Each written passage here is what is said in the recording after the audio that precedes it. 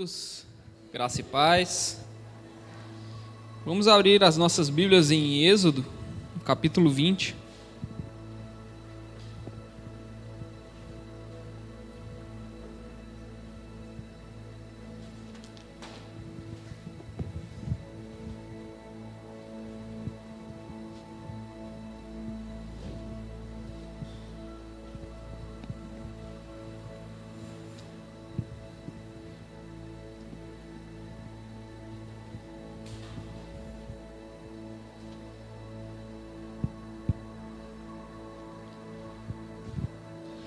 Êxodo capítulo 20, nós vamos ler versos 7 e 8. Na verdade, do verso 7 até o 11.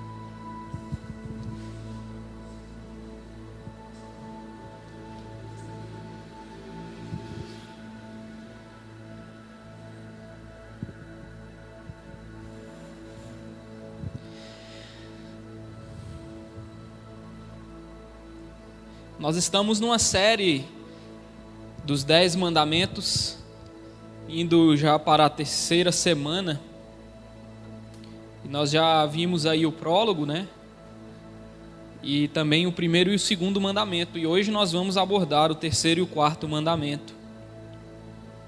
Êxodo capítulo 20, verso 7 diz assim: Não tomarás o nome do Senhor teu Deus em vão, porque o Senhor não terá por inocente o que tomar o seu nome em vão.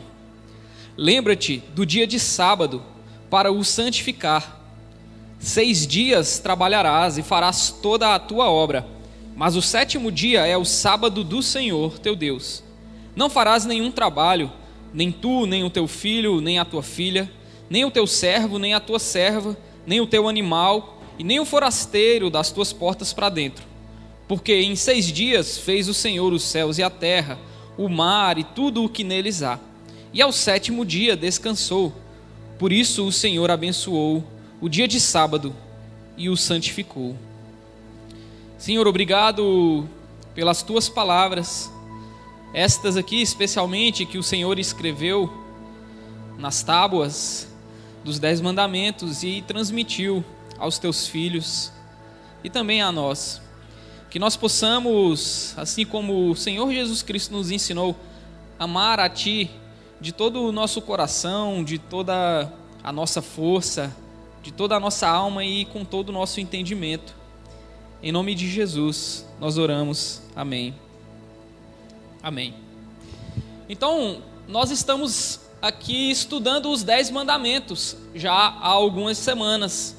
Nós vimos ali o prólogo, onde Deus se revela como o Senhor e Salvador daquele povo, quando o Senhor os salva ali daquela escravidão que eles viviam há 400 anos no Egito. E nós também vimos no primeiro e no segundo mandamento. O primeiro mandamento, onde Deus exige do seu povo a fé somente nele, para todas as áreas, para todas as situações e questões da vida, onde ele diz: não terás outros deuses diante de mim. Ou seja, ele está exigindo que o seu povo tenha fé somente nele, para tudo. Fé nele para que ele provenha os seus alimentos, fé nele para que ele dê saúde para eles, fé que ele cuidará das suas vidas, das suas famílias, fé no Senhor para todas as coisas. E no segundo mandamento, onde ele diz: não farás imagens e não adorarás nada debaixo do céu, ou nos mares, ou na terra, ou em qualquer lugar, onde Deus exige uma atenção com relação ao culto a Ele. Se no primeiro ele pede fé, no primeiro mandamento ele pede fé nele em tudo, no segundo mandamento ele exige que o culto seja dedicado a Ele em tudo. E nós estamos hoje estudando o terceiro e o quarto mandamento. E é importante ressaltar nessa manhã que os mandamentos eles são divididos em 2 grupos. O primeiro grupo dos mandamentos, que vai do primeiro ao quarto, eles são as nossas obrigações para com o Senhor. São as nossas obrigações enquanto filhos de Deus para com o próprio Deus. E o segundo grupo dos mandamentos, que vai do 6 ao 10, vão ser as nossas obrigações para com os nossos irmãos, para com os outros, para com os nossos pares, para com os outros seres humanos. E hoje nós vamos finalizar esse primeiro grupo dos mandamentos. O próprio Jesus Cristo utilizava essa divisão, quando ele resume os 10 mandamentos em 2. E ele fala: o primeiro grande mandamento é amar a Deus sobre todas as coisas. Ou seja, do primeiro ao quarto nós estamos exercendo esse mandamento que o próprio Jesus nos ensinou, de amar a Deus sobre todas as coisas. E depois ele fala: e o segundo mandamento semelhante a esse, que é o segundo grupo, é amarás o teu próximo como a ti mesmo. E aí vai entrar: honra o teu pai e a tua mãe, e aí por diante. Então hoje a gente vai finalizar esse primeiro grupo. Então tenha sempre em mente que tudo que nós falarmos aqui hoje, e como também o que nós falamos na semana passada, que foi o primeiro e o segundo, e hoje, que é o terceiro e o quarto, estão relacionados às nossas obrigações para com Deus. É aquilo que nós devemos fazer na nossa fé para com o Senhor. São as maneiras de nós demonstrarmos o nosso amor para com o Senhor. Esse Senhor que se revela como Salvador. Esse Senhor que entrega esses mandamentos em um contexto de graça, depois da salvação. Reafirmando o que eu tenho dito para vocês aqui nas últimas semanas. Esses mandamentos não vão nos levar à salvação. Esses mandamentos não levaram o povo do Egito à salvação. Esses mandamentos foram concedidos após a salvação. Depois de salvá-los, depois de nos salvar, o Senhor nos mostra um caminho pelo qual Ele quer que nós andemos, um caminho bom para nós. E aí, nesse contexto de obrigações que nós temos para com o Senhor, nós vamos estudar hoje o terceiro e o quarto mandamento. Então o terceiro mandamento, que foi o que nós lemos no verso 7, diz assim: não tomarás o nome do Senhor teu Deus em vão, porque o Senhor não terá por inocente o que tomar o seu nome em vão. Sabe, meus irmãos, por muitas vezes eu tive medo de estar transgredindo esse mandamento, porque nós temos várias forças de expressões religiosas no Brasil, no nosso idioma, né? Então, quantas vezes a gente não fala, meu Deus do céu? Teve uma baiana que trabalhou lá em casa durante alguns anos, quando a gente era criança. Minha mãe trabalhava fora e contratou ela para trabalhar, cuidar da gente lá em casa, de mim e da minha irmã. E ela tinha uma força de expressão que até hoje eu lembro. Ela falava assim: crê em Deus Pai. Então essas expressões, quando eu era pequeno, eu ficava pensando assim: meu Deus, eu estou usando o nome do Senhor Deus em vão. Quando eu falava assim: meu Deus do céu, Jesus. E não é nada disso que esse mandamento está exigindo de nós. Lembre-se novamente do contexto em que esses mandamentos foram concedidos. Esses mandamentos eles foram concedidos para essa nação que havia sido escrava no Egito por 400 anos. Então, uma nação que tinha, diversos resquícios da vida e da cultura no Egito. Então o Senhor está dando esses mandamentos para ensiná-los como eles deveriam caminhar segundo a vontade desse Deus que havia os salvado. Então o que esse mandamento requer do povo do Egito e também de nós nos dias de hoje? Deus requer que nós usemos o seu nome para a sua própria glória. Então essa nação que Deus havia resgatado no Egito, essa nova nação que Deus vai chamar aqui em Êxodo, no capítulo 19, um capítulo antes do que nós estamos lendo aqui, Deus vai chamar essa nação de povo escolhido, de nação santa, de sacerdócio real, de povo adquirido. Essa nação, por meio desse mandamento, e não só por meio desse mandamento, mas por meio da salvação que eles haviam experimentado, eles vão ter um grande privilégio. E esse privilégio é ter o prazer de levar o nome de Deus para as outras nações. é de carregar consigo o nome de Deus. Eles foram feitos filhos de Deus. João vai falar que todos aqueles que creram em Jesus foram feitos filhos de Deus. E essa nação de Israel, eles estão experimentando essa transição. Eles foram salvos e agora eles são chamados filhos de Deus. E eles terão o privilégio de levar o nome de Deus para todas as outras nações. Então, quando as outras nações olhavam para Israel, eles sabiam que ali havia um povo que era conhecido como filhos de Deus. Eram os filhos de Yahvé, era o povo de Deus. Então eles vão ter esse privilégio de carregar o nome de Deus sobre si, sobre a nação. Sabe, meus irmãos, o nosso sobrenome, ele vai mostrar as nossas origens. Eu me chamo Clisman de Oliveira Braga. De Oliveira por parte de mãe e Braga por parte de pai. E se você for observar, o de Oliveira vai vir dos meus parentes lá da Paraíba, enquanto o Braga vai vir dos meus parentes lá do Ceará. E o meu sobrenome, assim como o seu sobrenome, vai mostrar as suas origens, a história da sua família.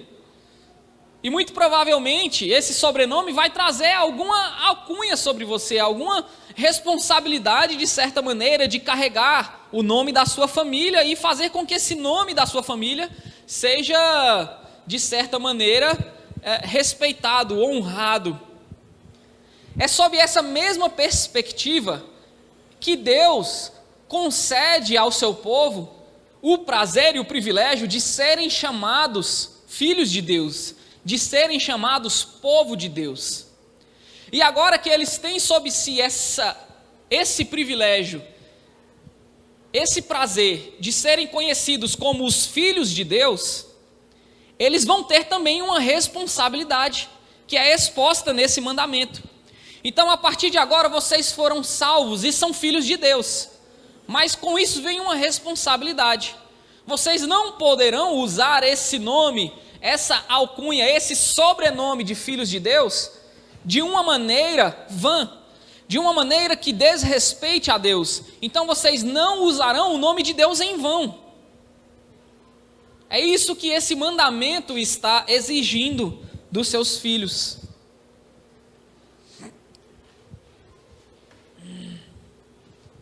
Então há aqui uma preocupação de Deus com esse povo que ele chama de seu.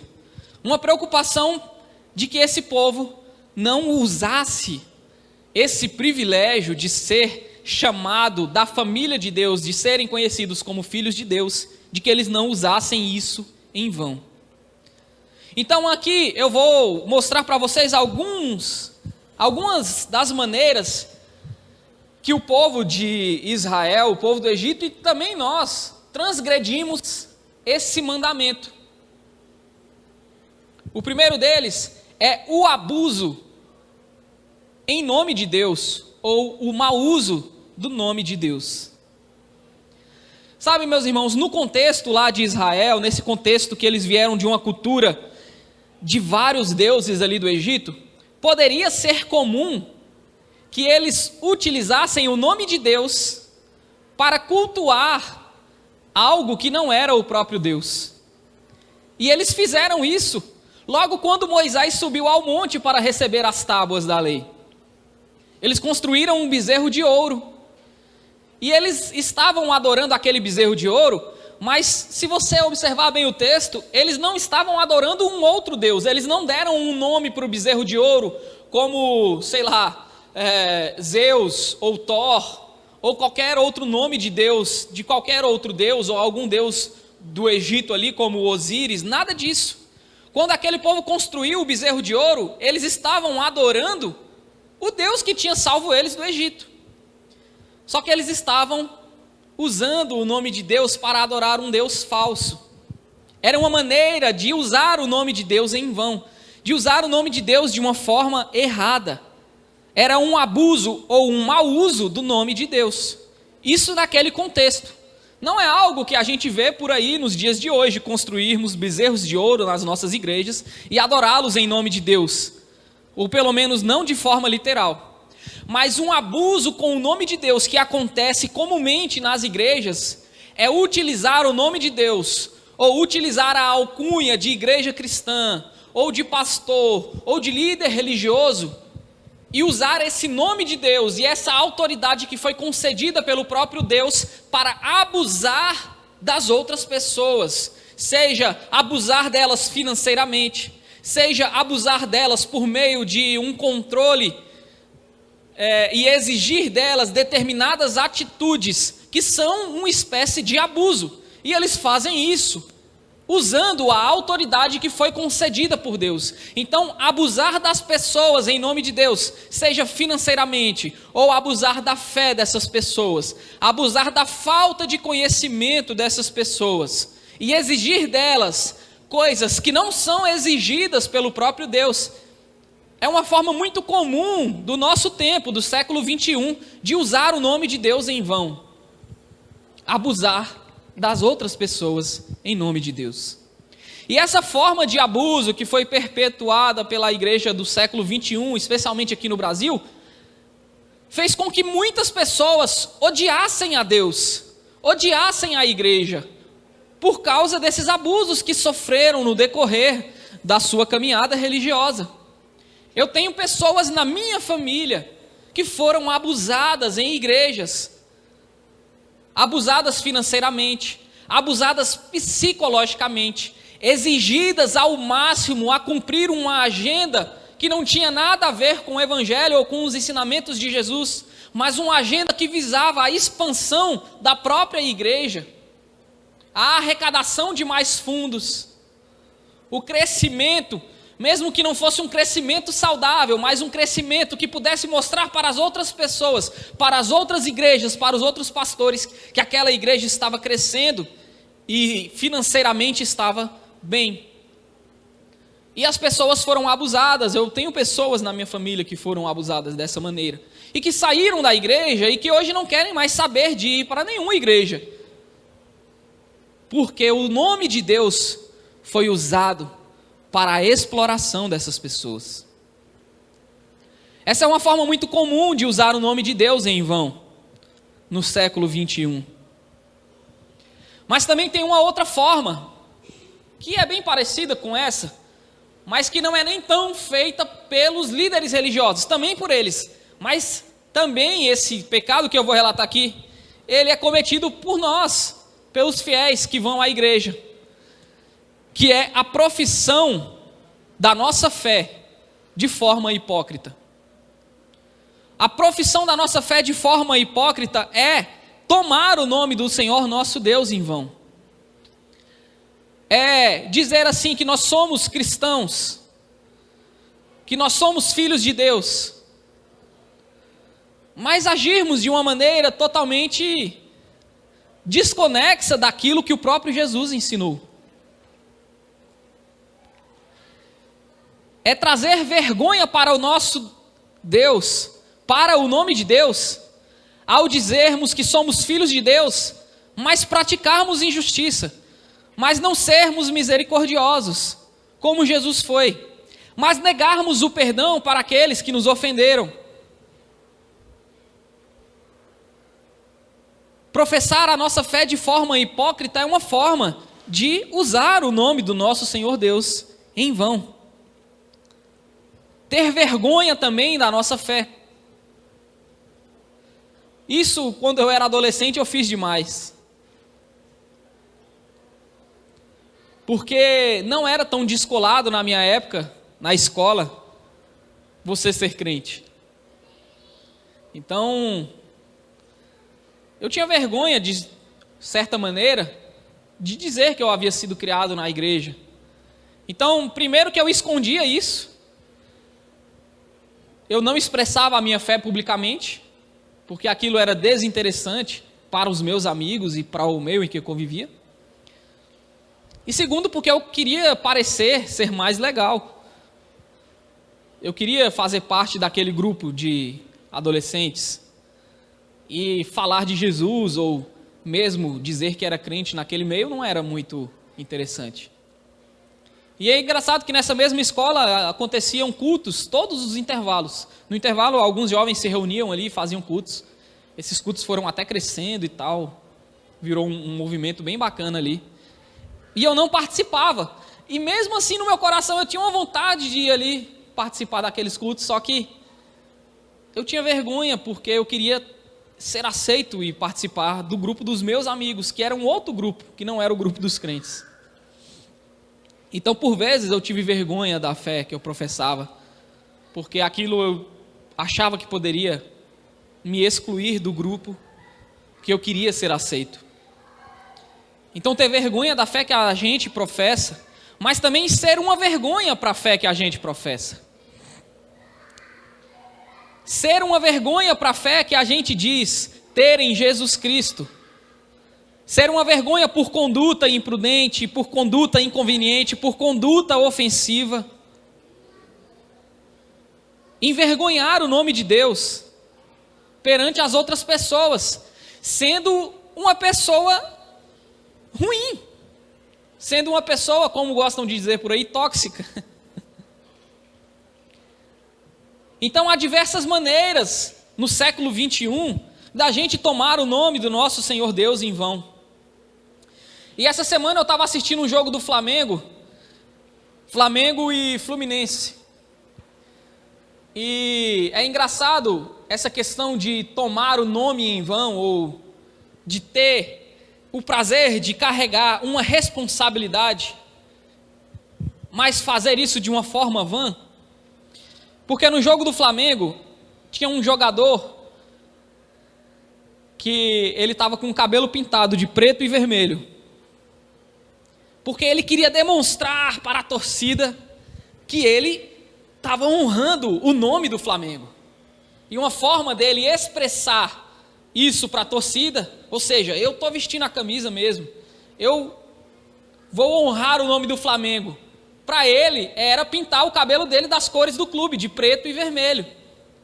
Ele queria mostrar que ele estava honrando o nome Flamengo. Só que a torcida não espera nada disso de um jogador, que ele pinte o cabelo ou faça uma tatuagem do clube. O que a torcida espera de um jogador, para honrar o nome do seu clube, é que ele dê a vida ali, que ele jogue com raça. Então, um jogador especificamente que estava honrando ali o nome do Flamengo nesse jogo de Flamengo e Fluminense era o Cebolinha, por exemplo, que foi o melhor jogador do Flamengo naquele jogo.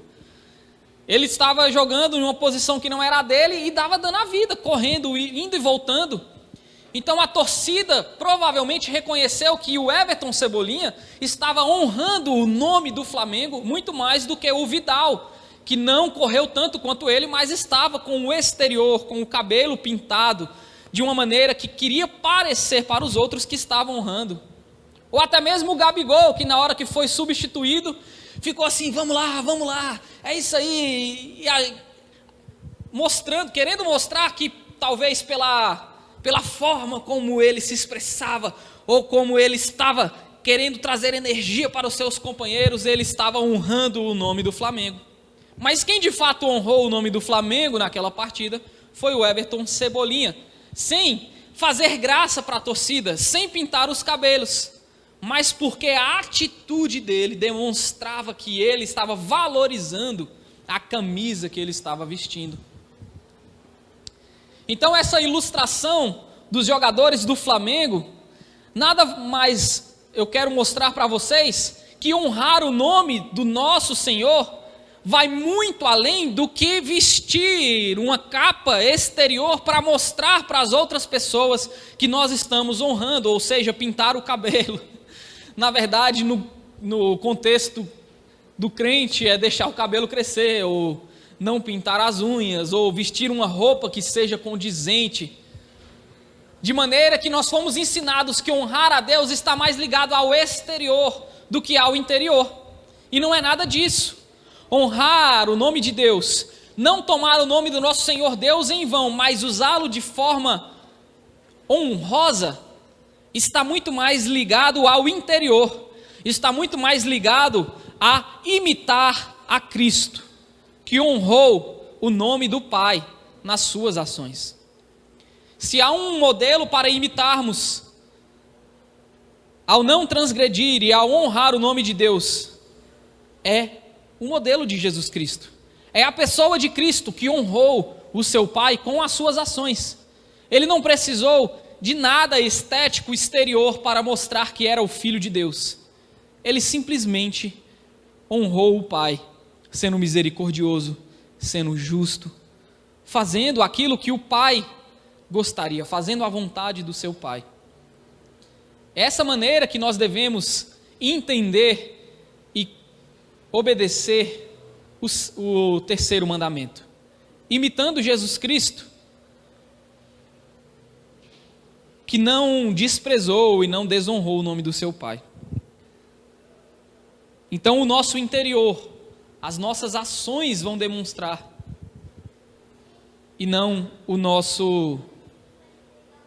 a nossa roupa, ou o nosso cabelo, ou qualquer coisa que seja. Já o quarto mandamento, a partir do verso 8, diz assim: lembra-te do dia de sábado para o santificar. 6 dias trabalharás e fará toda a tua obra, mas o 7º dia é o sábado do Senhor teu Deus. Não farás nenhum trabalho. Esse daqui, meus irmãos, provavelmente é o mandamento que mais trouxe controvérsia na história da igreja. E até hoje, nós temos igrejas que enxergam esse mandamento de uma maneira, e igrejas que veem ele de outra maneira. Os outros mandamentos são mais claros. Esse mandamento, ele traz uma dificuldade no seu entendimento. Por quê?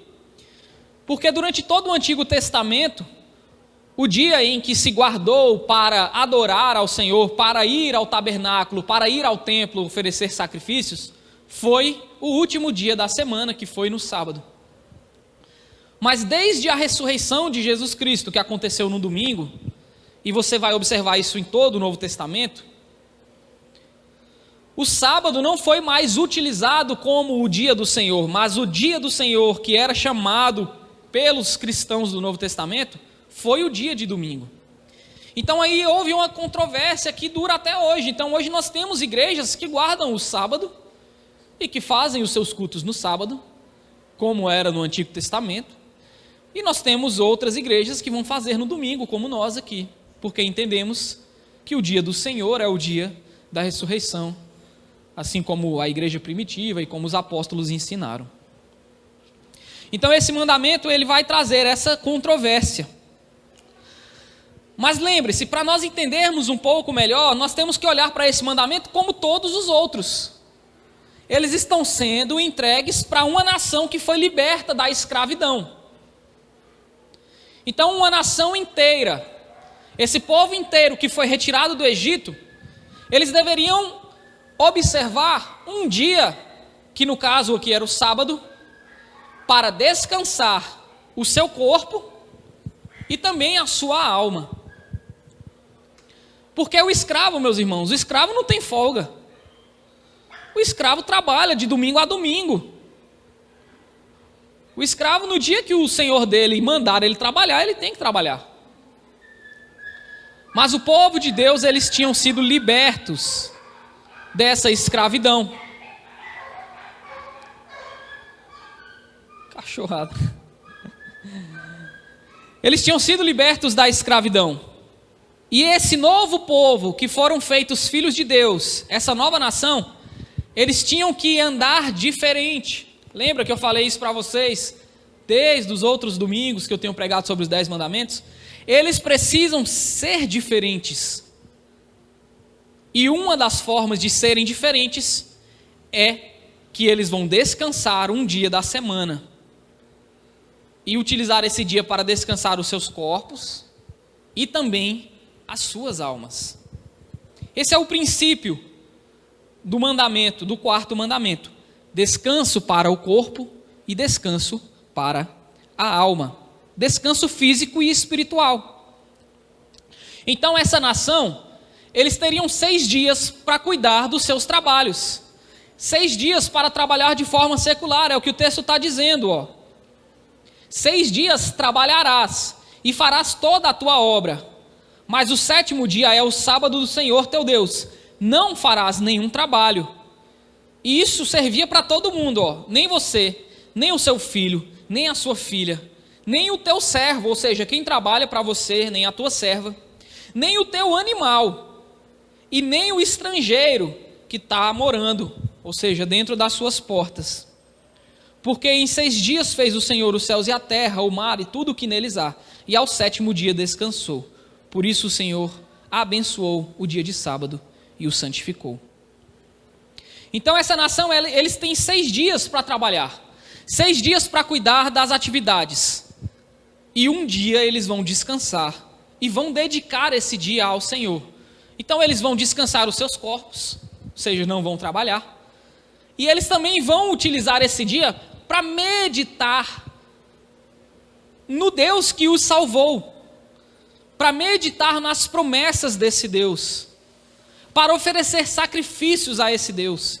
Eles vão se reunir no tabernáculo e posteriormente no templo para orar, louvar, oferecer ofertas e sacrifícios e alimentarem as suas almas, trazerem descanso para as suas almas. Esse era o princípio do sábado.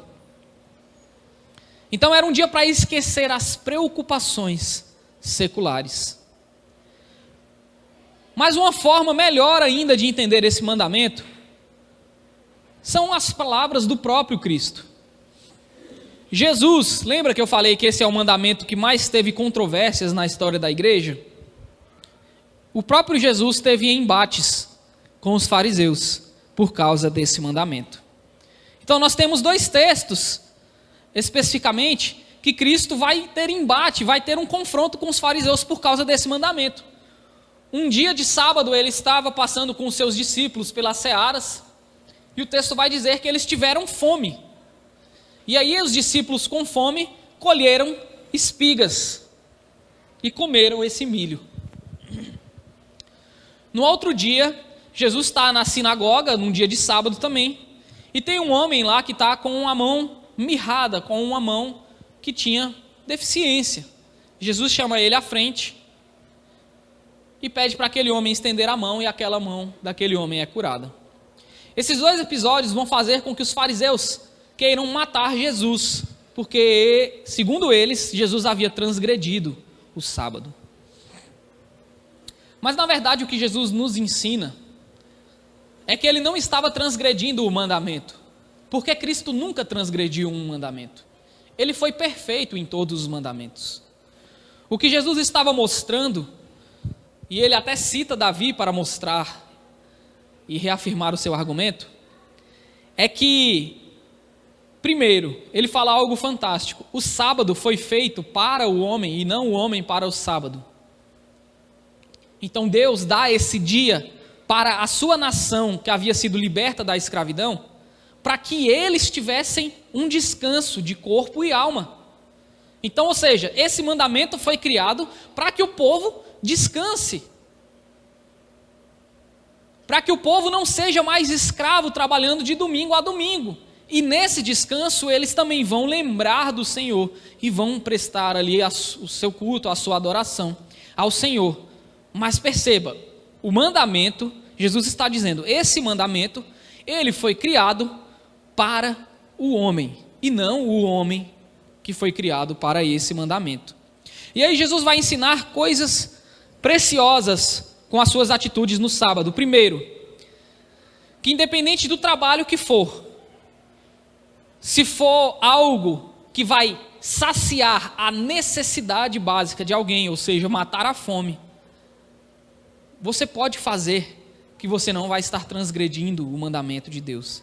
Então, o mandamento não estaria acima da necessidade básica do ser humano, que era a fome.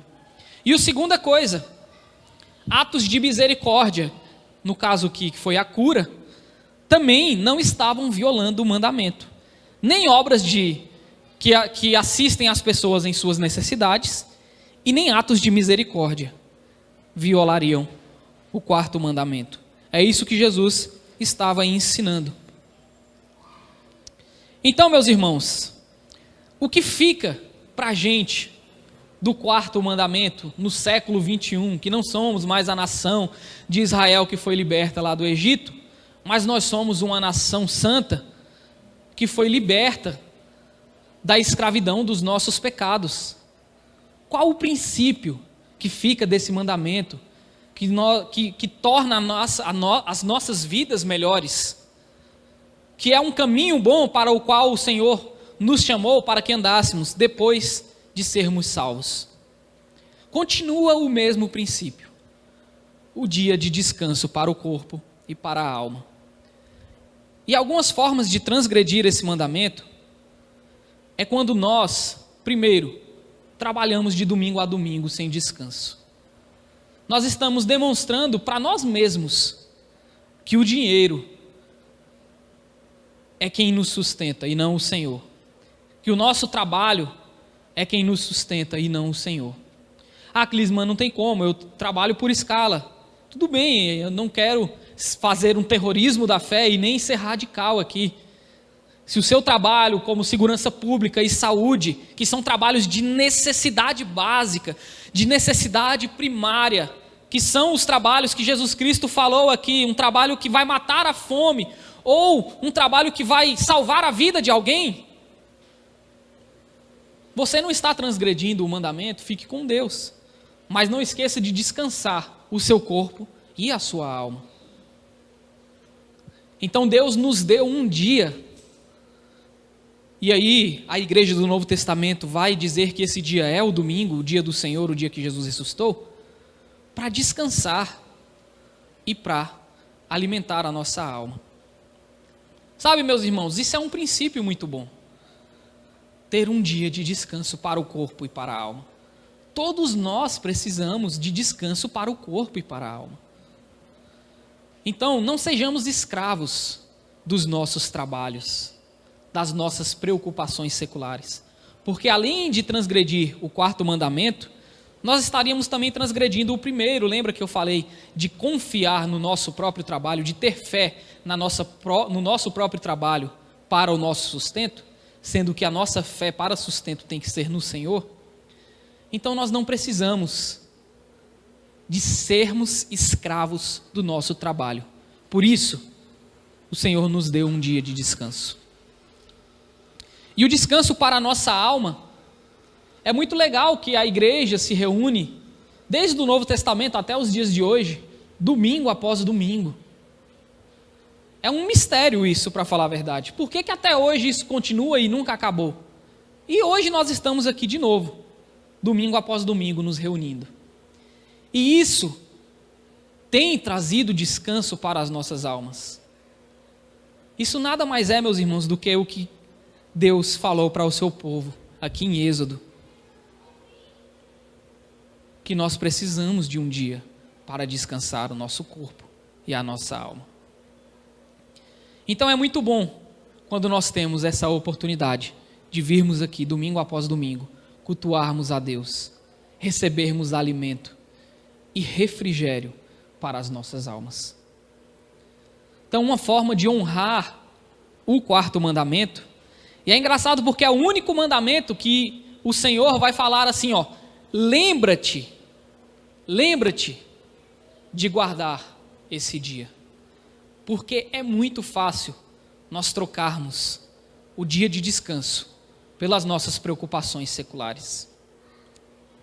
É muito fácil a gente pegar o domingo e passar o dia inteiro do domingo preocupado com o que a gente vai fazer na segunda, na terça e na semana. Isso também é uma forma de pecar e de transgredir o mandamento de Deus. Passar o dia que nós deveríamos passar descansando o nosso corpo e a nossa alma, passar esse dia preocupado com as nossas preocupações seculares. Por quê? Porque Deus está dizendo: 6 dias você terá para se preocupar com as coisas seculares. Mas o dia do descanso, você deve guardar esse dia para descansar e santificar, ou seja, se preocupar, ou meditar, ou adorar nas coisas de Deus. É isso que fica para nós do quarto mandamento. Mas também tem uma questão do quarto mandamento que eu não posso deixar de mencionar para vocês, que é a questão do descanso. Ela vai para além da nossa vida cotidiana, do descansar todos os domingos e utilizar esse domingo para louvar a Deus.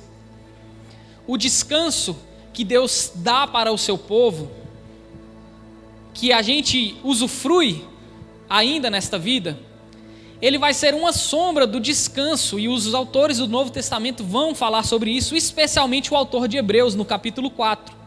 Ele vai comparar a experiência do povo do Êxodo com a nossa experiência dos cristãos.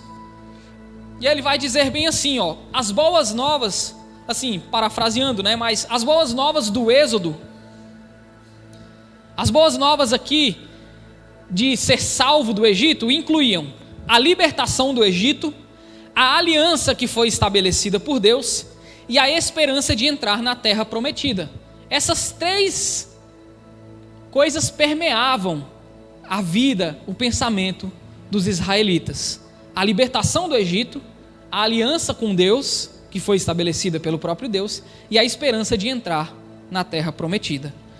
E nós, os crentes, depois que fomos salvos por Jesus Cristo do nosso Egito, da nossa escravidão, nós temos também as boas novas, que incluem a revelação e libertação encontradas em Cristo, igual o que aconteceu no Egito, a nova aliança estabelecida por Cristo no seu sacrifício, e o sábado, ou seja, a esperança da eternidade, a esperança do descanso, a esperança da terra prometida. Então, no fim das contas, o sábado nosso, e o apóstolo Paulo vai dizer: ninguém te condene por causa das luas, das festas e dos sábados. O sábado nosso, em última instância, ele foi cumprido por Jesus Cristo, porque Cristo concluiu como Deus a sua obra e entrou no seu descanso. Então, assim como Deus na criação conclui a sua obra e descansa, Cristo na redenção conclui a sua obra e descansa. E nós encontramos um descanso final para as nossas almas na obra que Cristo concluiu, na obra que Cristo finalizou. Então, assim, Cristo, assim como o primeiro, o segundo e até o 10º mandamento, ele cumpriu todos de forma perfeita. De maneira que é ruim para a gente quando nós transgredimos o mandamento, mas ninguém vai para o inferno porque não cumpriu o 4º mandamento, porque Cristo já nos salvou disso. Então, o que fica para a gente dos mandamentos e da obediência aos mandamentos é que isso é bom para a gente e é bom para os outros. Então perceba, meus irmãos, Deus quer que nós descansemos os nossos corpos e as nossas almas. E em última instância, Jesus Cristo é o nosso descanso eterno. E um dia nós estaremos com Ele. Essa esperança, essa expectativa do descanso eterno com Jesus Cristo é uma promessa que nós temos para nós. Mas uma maneira tão legal de cumprir esse 4º mandamento, de honrar esse 4º mandamento, de lembrar, como Deus diz aqui, desse 4º mandamento, eu quero dar o exemplo de um rapaz que é o Daniel, lá do Madre Teresa. Não sei se vocês aqui conhecem, mas é uma hamburgueria lá de Taguatinga. Esse rapaz, ele é extremamente religioso e católico, devoto da Madre Teresa, tanto que ele construiu o seu estabelecimento com esse nome. E aí quando você vai lá comer o seu hambúrguer, lá tem várias frases, desenhos e até estátuas da Madre Teresa de Calcutá, que foi beatificada, né, que se tornou uma santa para a Igreja Católica. Mas o que é que eu acho legal lá do Daniel? O Daniel, ele começou bem pequenininho, uma loja com 2 mesas, a hamburgueria dele. Mas desde quando ele começou, ele não trabalha no domingo. Ele não trabalha no domingo e ele dá folga para os funcionários dele no domingo. Ou seja, a hamburgueria dele fecha no domingo. E não tem quem faça ele abrir. Isso é muito legal, porque o Daniel, ele tira o domingo para dar descanso para o corpo dos seus funcionários. E também para a alma desses funcionários e dele próprio. Então um exemplo, a ilustração do Madre é um exemplo bem legal. Eu sei que, poxa, nem todo mundo vai conseguir, sabe, fechar os seus estabelecimentos no domingo. Seria uma hipocrisia aqui pensar que nós seríamos como a nação de Israel, que deveria fechar tudo e ninguém trabalha no domingo. Mas é um princípio muito interessante nós dedicarmos um dia ao Senhor para descansar os nossos corpos e as nossas almas. Amém? Então é isso, o terceiro e o quarto mandamento, a gente finaliza aqui, sempre lembrando que obedecer os mandamentos não vão nos justificar diante de Deus, não vão nos salvar, mas são um caminho bom para a gente, um caminho de santificação, um caminho de boas obras que o Senhor tem para os seus filhos que Ele salvou. Então, se você puder, descanse. Tire um dia para descansar, não trabalhe domingo após domingo, virado, sabe? Igual eu conheço gente por aí que trabalha, alguns Uberes, pessoal que faz aí transporte por aplicativo, que trabalha domingo após domingo. Isso é muito ruim para você. Isso é muito ruim. Tire um dia para descansar, para cultivar a sua família, que é o seu maior ministério, e para ir à casa do Senhor, receber alimento e refrigério para a sua alma. E o terceiro mandamento: não use o nome do Senhor Deus de forma hipócrita. Se você foi salvo, se você foi chamado e foi feito filho de Deus, imite Jesus, imite Cristo, com misericórdia, com justiça, com serviço. Pode ter certeza que se você procurar viver uma vida como Jesus Cristo, sabe, perdoando as pessoas, tendo misericórdia das pessoas, servindo as pessoas, perdoando, você pode ter certeza que você está trilhando um caminho bom para você e também para os outros. E os mandamentos são sobre isso, uma vida boa para a gente e para os outros. Senhor, eu quero apresentar diante de Ti nesta manhã, final de manhã, a minha vida e a vida dos meus irmãos, Pai. Ó Senhor, nós sabemos que se dependesse de nós, nós estaríamos na condenação eterna, Pai. Mas graças a Deus, graças ao Senhor Jesus Cristo, que não há mais nenhuma condenação para nós que estamos nele, para nós que temos fé nele, porque nós não somos capazes, Senhor, porque por vezes nós, ó Deus, desonramos o Teu nome. Por vezes nós usamos o Teu nome em vão. Ó Deus, por vezes nós transgredimos, Senhor, o dia que deveríamos descansar. O dia que nós deveríamos alimentar a nossa alma, nós trocamos por preocupações seculares. Nós trocamos porque nós não conseguimos nos organizar nos 6 dias que o Senhor nos deu para trabalhar. E às vezes nós precisamos até do 7º dia, porque nós não confiamos em Ti muitas vezes. Por isso, Senhor, eu quero Te pedir perdão em meu nome e no nome dos meus irmãos, porque nós temos transgredido o 3º, o 4º e todos os mandamentos, essa é a verdade. Nós somos especialistas em transgredir os mandamentos, Pai. Mas graças a Deus que nós não confiamos na nossa própria justiça e na nossa própria obediência. Graças a Deus que nós confiamos na obediência de Jesus e na justiça de Jesus. E Ele cumpriu por nós esses mandamentos. E Ele obedeceu por nós esses mandamentos. Por isso nós Te louvamos pela vida de Jesus Cristo, que fez tudo isso por nós. Mas Te pedimos que por meio do Teu Espírito o Senhor nos capacite a divulgar o Teu nome de uma forma honrosa, a usar o Teu nome de uma forma que traga luz para as outras pessoas e não trevas, a usar o Teu nome de uma forma que traga, ó Deus, misericórdia e justiça para as outras pessoas e não condenação e injustiça. Em nome de Jesus, nos ensina a Te obedecer, porque isso é bom para nós e isso é bom para as outras pessoas. É no nome de Jesus que eu oro e agradeço. Amém.